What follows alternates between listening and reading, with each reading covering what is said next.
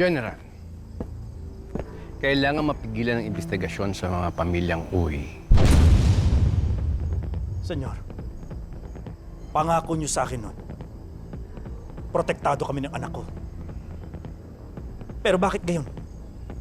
Pati ang babae papakasalan ng anak ko. Dadamay.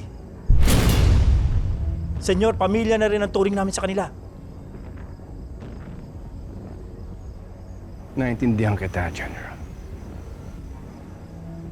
Pero wala akong pakialam. Dahil anak ko pa rin si Calvin. At hindi siya pwedeng sumabit. Dahil kapag sumabit siya, sasabit ang sindikato, magtutuloy-tuloy ang investigasyon, pati ikaw, damay, yan ba ang gusto mo? Kung magsalita kayo, senyor. Parang laruan lang ang mga taong ito. Magiging pamilya na namin sila.